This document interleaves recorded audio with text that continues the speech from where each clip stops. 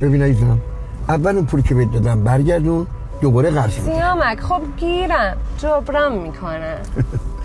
دفعه اولم گفتی جبران میکنم، ولی رفتی که رفتی. هرچی هم با تماس گرفتم جواب تلفن رو ندادی. اینجوری که نمیشه که هر وقت نیاز من داشته باشی یاد ما بیفتی. خیلی خوب، اصلا نخواستم. منو برسون خونه، کار دارم. ببین دختر خوب، تا گفتم ندارم ادب اصول در بردی. من این موها رو تو آسیاب سفید نکردم که. میدونم که عاشق چشم ابر من نیستی، ولی من راجع به این موضوع مشکلی ندارم. ولی اینو فراموش نکن که همه چی باید دو طرفه باشه. تو دو چیز از من خواستی، باشه اشکال نداره. منم یه چیز از تو خواستم.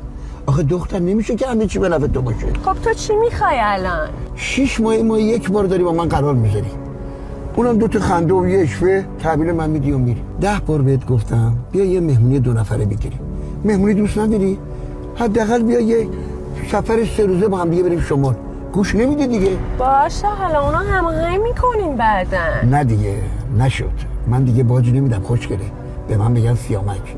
دوست داشتی شب بیا 30 تومن میرسم به حسابت. خیلی داری با من بد حرف میزنی یا راجع به من چی فکر کردی؟ فکر بدی نکردم.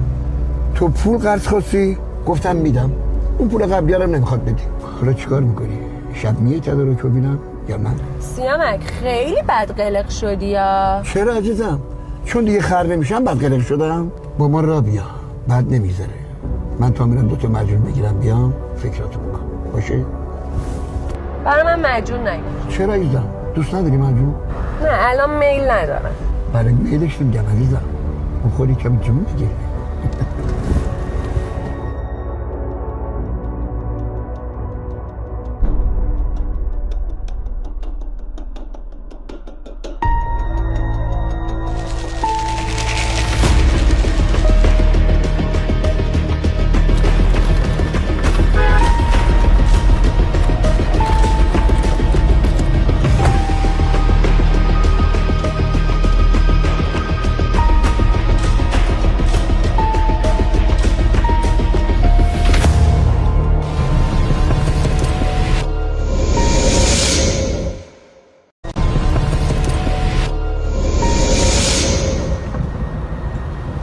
عشقم مجون نداره، شیرموز بگیرم برات؟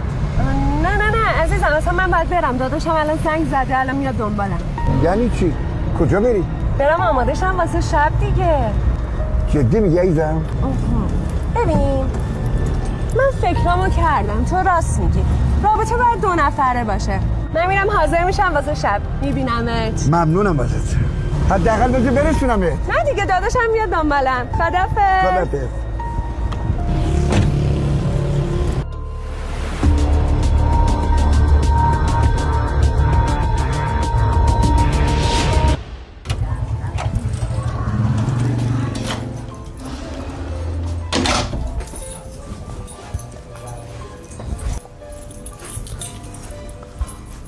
چطوری ننه؟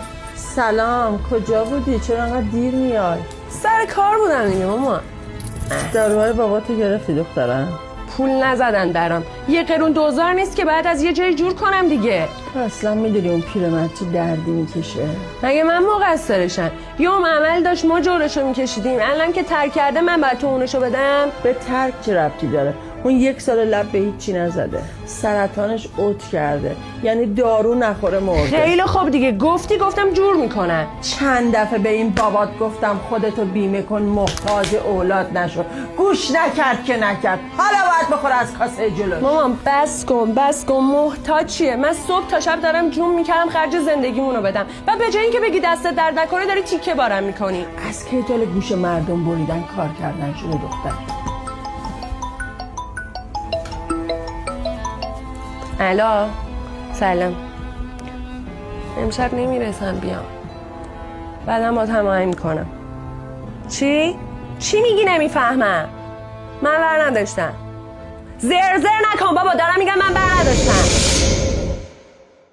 زرزر نکن بابا، دارم میگم من بر نداشتم. هر غلطی دلت بخواد برو بکن. الو سلام. بابت این آگهی استخدامتون زنگ زدم. میگم خانم نیاز ندارین؟ ممنون. ساعت 5؟ بله چشم میرسم خدمتتون. خداحافظ. سلام عزیزم، خوبین؟ ما کاری هستن برای آگهی استخدامتون اومدن. خیلی خوش اومدی عزیزم. این فرما رو پر کنید بعد برین دفتر مدیریت. مرسی. خواهش می‌کنم. خب گفتید سابقه کارم دارید نه؟ سابقه کار اونجوری که باید که نه، ولی خب هر کاری باشه انجام میدن. شدیداً به پولش احتیاج دارم. چند سالتونه؟ 27 سال. مجردی یا متأهل؟ بله مجرد. خب باشه مرسی. شماره تماست همینه دیگه که تو فرم نوشتی؟ بله همین. باهاتون تماس میگیرم. بله ممنونم. فقط کی خبر میدین؟ بهت زنگ میزنم. راستی چه چشای قشنگی داری. میگم خیلی جالبه ها. چی اون وقت؟ این که من بین این همه آگهی استخدام بیام اینجا، واقعا اگه خدا بخواد بچینه خوب میچینه. اینجوریه دیگه.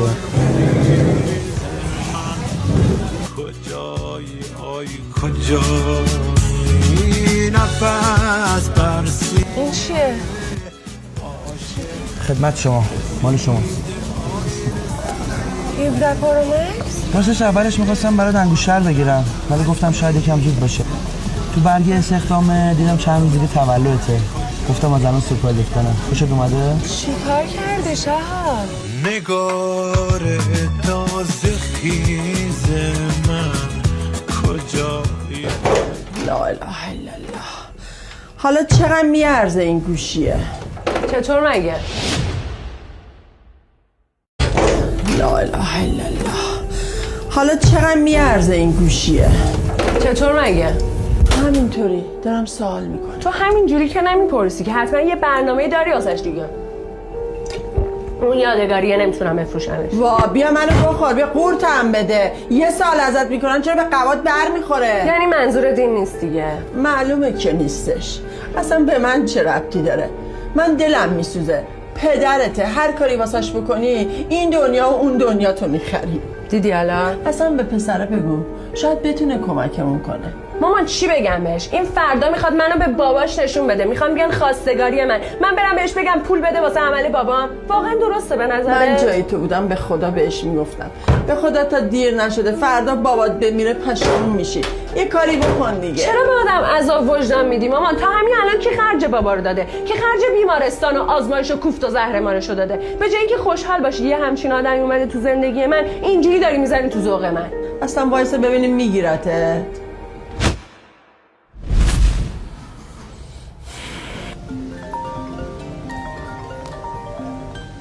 جانم؟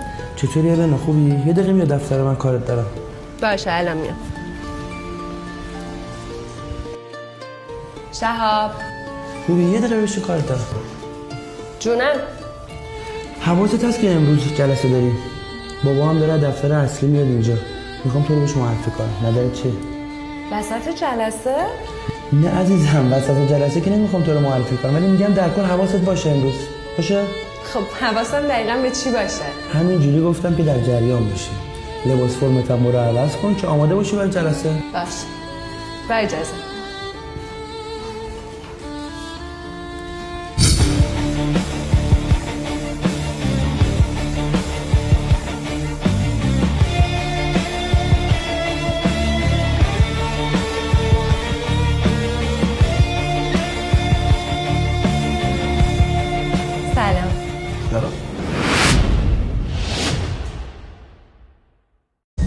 سلام. بفهم بشین. بابا جان النا همون دختر خانومی که در موردش با شما صحبت کرده بودم. بله خوبی شما؟ ممنونم. شما خوبین؟ النا جان ایشون پدرم هستن. البته خب درستش این بود که مراسمو جای دیگه بذاریم. نه خواهش میکنم. خیلی هم عالی. شما اسمتون فرمودین؟ النا هستم. چه جالب. چرا جالب؟ من یه بنده خدا رو میشناختم که خیلی شبیه ایشون بود. البته نه اسمشون نه جایگاهشون، هیچ شباهتی بهشون نداشت، ولی واقعا مو نمیزنید با هم. من اول که شما رو دیدم فکر کردم همون خانمه. بابا کیو میگی؟ هیچی مهم نیست. خیلی خوشحال شدم از آشنایی با شما. خواهش میکنم. همچنین. انشالله در این مدت بیشتر شما رو ببینیم. ممنونم. حتما. ما یه چند دقیقه میتونیم خصوصی صحبت کنیم؟ بله حتما. نخه شما بفرمید. با شهاب بودم. خصوصی؟ لازمه بابا الان؟ آره پسرم لازمه. میخوام یه چند کلمه با عروس آیندم خصوصی صحبت کنم. چشم.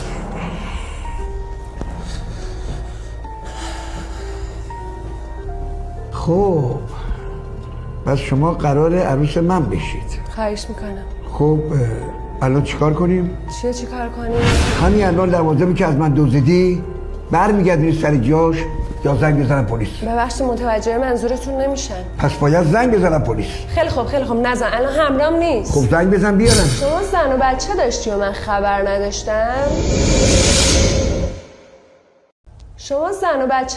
خبر نداشتم؟ منظورت چیه؟ منظورم اینه که بخوای آبروی منو ببری، آبروتو میبری. خیلی خوب. ما یه معامله‌ای با هم میکنیم. شما دومتی بزنی رو کولت، دیگه هم جواب شهابو نمیدی. منم بیخیال معاملاتی‌ها میشم. نه دیگه نشد. من و شهاب همدیگه رو دوست داریم، کسی هم نمیتونه تو زندگی ما دخالت کنه. ببین دختر هرزه، فکر نکن از من آتو داری به راحتی میزنم پسرمو بدبخت کنی. اصلا چطوری میتونی ثابت کنی؟ گیرم که ثابت کنی. فوقش میخواد زنم بفهمه یه چند روزی قرار کنه بره خونه باباش، بعدش هم دوره برمیگرده. میخوای همین الان جلو زنگ بزنم بهش بگی؟ میخوای الان شما بگم بیاد هر چی میخوای براش تعریف کنی؟ مثل که تو هنوز نفهمیدی من کیم. همین الان هم گورت گم میکنی میری؟ من تنها لطفی که میتونم بهت بکنم زنگ نمیزنم پلیس بیاد جمعت کنه ببرم. ببخشید مزاحم شدم. پدر جان آقای موتی اومدن از وزارت بهداشت، مثل اینکه با شما کار دارن. باشه حتما الان میام. خانم مکالی کاری براشون پیش اومده که باید برن. اشاره جلسه بعدی همدیگه رو ملاقات میکنم. چی شده؟ کجا میخوای بری؟ هیچی، مامانم زنگ زد بابامو بردن بیمارستان. گفتم اگه میشه امروز مرخصی بگیرم ازتون. باشه عزیزم، مراقب خودت باش، فقط اگه کاری داشتی با من زنگ بزن. مرسی. خداحافظ. تو نغمی ببارمت، نه نامی بخوانمت، اینکه دوست بدانمت، بگو که هستی. آدم زندگیمو پیدا کردن. میدونی که من عاشق چه شدم؟ اصلا اول عاشق چشات شدم. برو بذارم. آدم اصلا اول عاشق چشات شدم.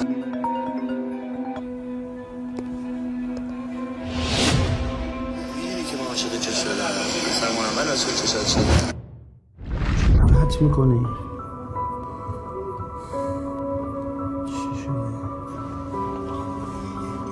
پسر اینجا چی کار میکنی؟ با شما شلوغه، برو ببین چیزی کم و کس نداشته باشم. آخه من اصلا نمیفهمم این النا چرا باید جواب منو نده؟ پسر این دختره به دردتون نمیخوره. حمله بری خانواده ما نیست. پدر جان من توقع دارم از شما که به انتخاب من احترام بذاری. شم و لول آدما به میزان داراییشون نیست. اتفاقا منم توقع دارم شما به نظر پدرت احترام بذاری. بیا بریم یه بار دادگاه ها و دادسره ها بهت نشون بدم. ببین از این آدم ها خیلی زیاد شدن. طرف میاد نقشه میکشه، یه بچه پولدار رو پیدا میکنه، بعد ازدواجم میره میذاره اجرا. پدر عزیزم اتفاقا من و النا در رابطه با مهریه با هم صحبت کردیم. نه خودش نه خانواده‌اش اصلا مهریه نمیخوان. حالا از من گفتم بود ملکوی.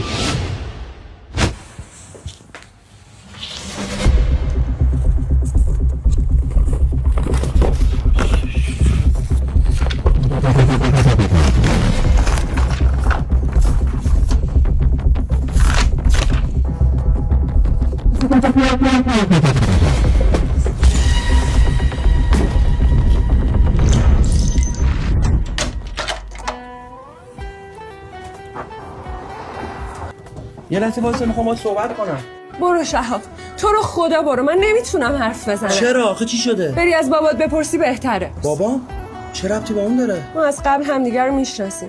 یعنی چی؟ از کجا؟ برو از خودش بپرس. النا ازت خواهش میکنم با من بازی نکن. این ماجرا چه ربطی به بابام داره؟ میخوای بدونی؟ آره. خیلی خوب، خودت خواستی. من و بابات یه مدت با هم بودیم ولی خب هیچ رابطه‌ای بین ما نبوده.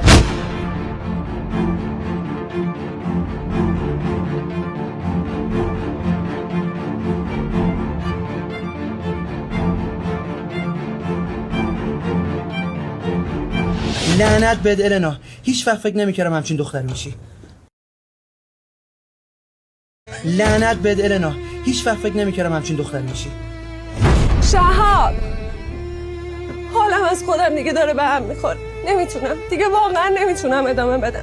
یه بار شانس بهم رو کرد، اونم نصفه و نیمه. انگار خدا قهرش گرفته. والا بلا خدایا اگه من رفتم از این بچه پولدارا پول کندم چون مجبور بودم با خرج خانواده‌مو در می آوردم. الان میخوای بگی چرا نرفتی کار کنی؟ رفتم کار کردم، ولی حقوقش اندازه 2 تا آمپول بابای مریض منم نمیشه. من چه گناهی کردم توی این خانواده بزرگ شدم؟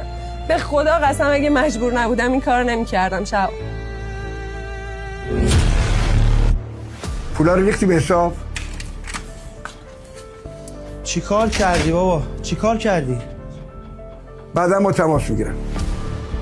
چی شده؟ یعنی من اینقدر برات ارزش نداشتم که بیا با هم حرف بزنی؟ از چی ترسیدی بابا؟ درباره چی داری به سر حرف میزنی؟ بگو تو جوابتو بدم. چی بگم بابا؟ هر چی بگم توف سربالاست. مراقب حرف زدنت باش پسر. بدون با کی داری حرف میزنی؟ من اون دختره رو میخوام. هیچ کی هم نمیتونه جلو منو بگیره. این حرفت یعنی چی؟ یعنی اگه من نذارم میخوای جلوم وایسی؟ بابا هیچ دلیلی نمیرم که بخوای مخالفت بکنی. پسر الان به خاطر یه دختر خیابونی جلوی بابا داری سینه سپر میکنی؟ اون دختر خیابونی نیست. صداتی بیار پایین. چرا بهش داری توهین میکنی؟ لازم باشه به خودش که هیچ. به هر جد آبادش هم توهین میکنم. میرم میگردم پیداش میکنم، زندگیشو سیاه میکنم. چرا حالیت نیست؟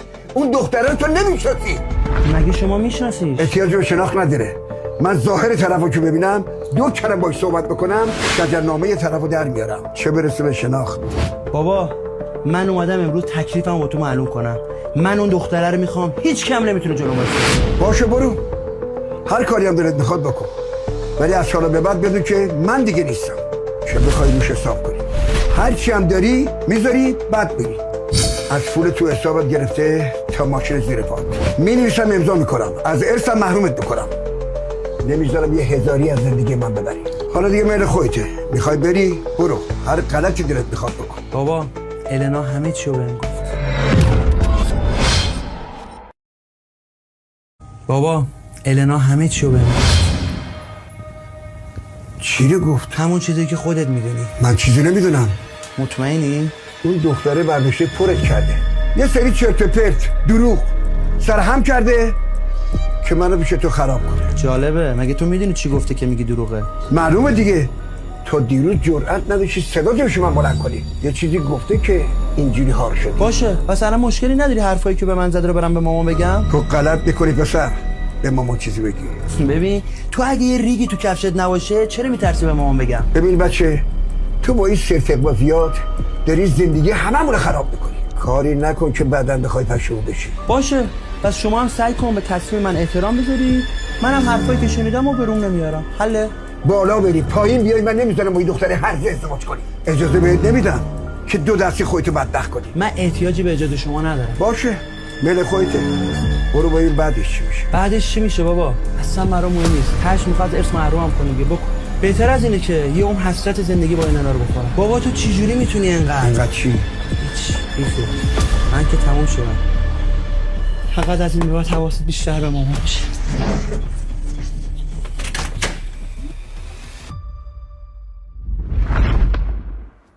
من امروز با بابا صحبت کردم. در مورد چی؟ در مورد تو دیگه. چی بهش گفتی؟ گفتم بهش حتی اگه تو هم مخالف باشی برام مهم نیست. میخوام با النا ازدواج کنم. واقعا گفتی اینو؟ آره به خدا. یه جون چشات. خب بعدش چی شد؟ هیچ. اونم گفت رفتی دیگه برنگرد. باید قید منو بزنی. حالا میخوای چیکار کنی؟ النا من تصمیممو گرفتم. اصلا برام مهم نیست که چی میگه، کی پشتمو خالی میکنه، کی نمیکنه.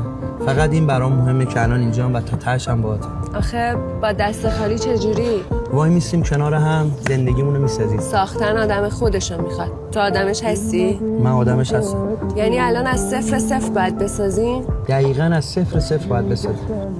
میسازیم. اون روزی که تو اون رستوران بودیم و یادته؟ منم برات سورپرایز دارم. تولد مبارک. به زن داداش تولدت مبارک. بفرما. دست درک. داداش خیلی خوشبخت بشو. قربونت برم. کاری چیزی داشتی بچه‌ها هستن دیگه حتما بگو. با اجازه. خدمت شما.